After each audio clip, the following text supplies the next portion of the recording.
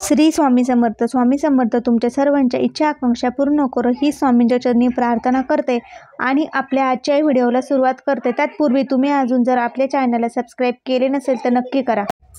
तर पाशांकुशा एकादशीला अनन्यसाधारण महत्त्व आहे, कारण की पाशांकुशा एकादशी ही म्हणजे विजयादशमी झाल्यानंतर लगेच दुसऱ्या दिवशी येत असते.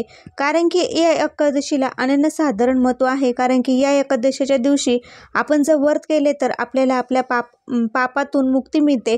म्हणजे आपण जे पाप केलेले आहे किंवा आपण वाईट काम केलेलं आहे त्यातून आपल्याला सुटका होईल. त्यासाठी तुम्ही नक्कीच ही एकादशी धरायची आहे. म्हणजे आपला दसरा आपण ज्यावेळेस नवरात्र उपवास सोडतो, दसऱ्याच्या दिवशी उपवास सोडल्यानंतर लगेच दुसऱ्या दिवशी एकादशी येते, ती म्हणजे पाशांकुशा एकादशी.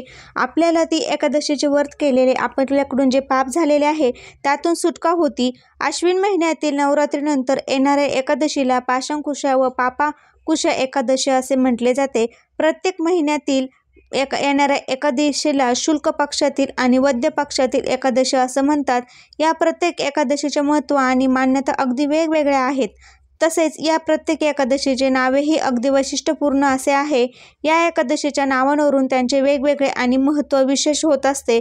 अश्विन महिन्यातील शुक्ल पक्षात येणाऱ्या पाशांकुशा एकादशीचे महत्त्व, परंपरा, व्रतपूजन एकदम फलदायी आहे. म्हणजे आपल्याला आपल्या पापातून मुक्ती जर मिळवायची असेल तर पापातून मुक्ती मिळवण्यासाठी आपण हे पाशांकुशा एकादशीचे पापकुशा एकादशीचे व्रत करायचे आहे. एकादशीच्या व्रताला व्रतराज्य असं म्हटले जाते, कारण वर्षभरातील सर्व व्रतामध्ये एकादशीचे व्रत सर्वश्रेष्ठ, सर्वोत्तम, सर्वश्रेष्ठ मानले जाते. पुराणानुसार पाशांकुशा एकादशीचे व्रत करणाऱ्यांना एका तपाचे पुण्य प्राप्त होते. पाशांकुशा एकादशीला श्री विष्णूंच्या पद्मनाथ स्वरूपाचे पूजन करण्याची परंपरा प्रचलित आहे.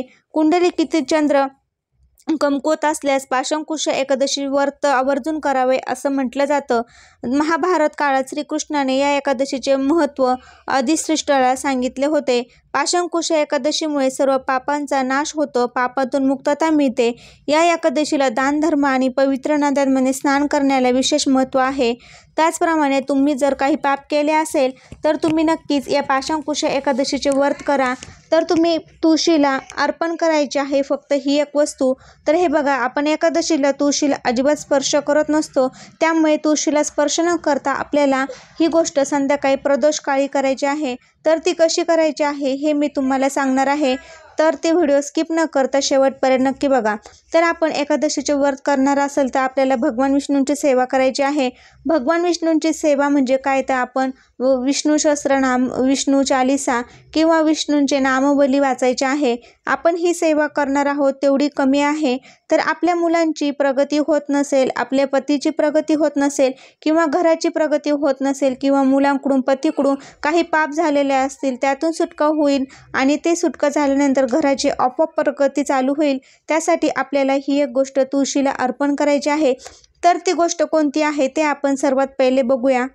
सर्वात पहिले आपण काय करायचं आहे, तुळशीला उद्या एकादशी आहे तर आपल्याला एकादशीच्या दिवशी तुळशीला स्पर्श करायचा नाही, पाणी घालायचं नाही.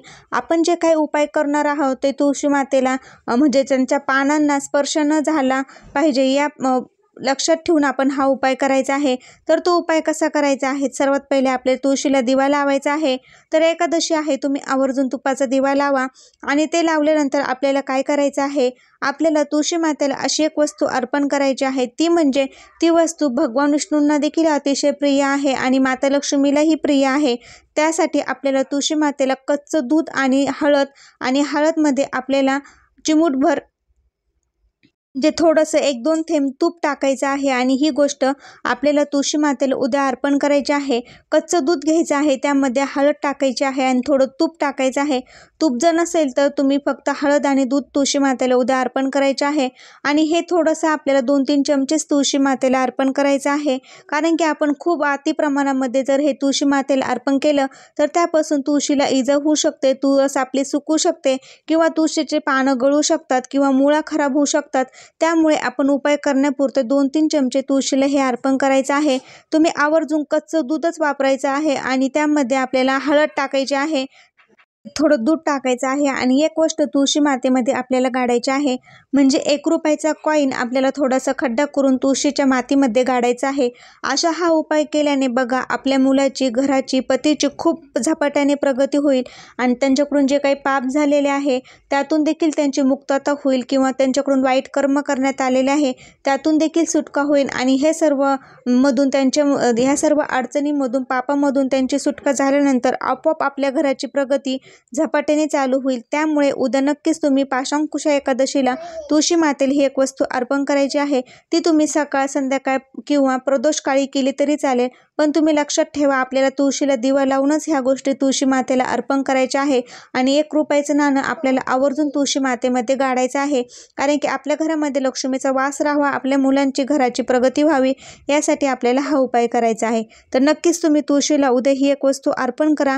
ही एकादशी म्हणजे पाशांकुशा एकादशीला अनन्यसाधारण महत्त्व आहे, कारण की आपल्या हातून जे काही पाप, वाईट कर्म झालेले आहे त्यातून जर आपल्याला आपली सुटका करवायची असेल, ते नष्ट करायचे असतील, तर उद्या तुम्ही पाशांकुशा एकादशीचे व्रत नक्की करा आणि तुळशीला आणि अंघोळीच्या पाण्यामध्ये कोणती गोष्ट टाकावी, तसेच आपल्याला कुठली गोष्ट अंघोळीच्या पाण्यामध्ये टाकायचं आहे याचा व्हिडिओ देखील आपल्या चॅनलवर अपलोड आहे, तो तुम्ही नक्कीच बघा. श्री स्वामी समर्थ. धन्यवाद.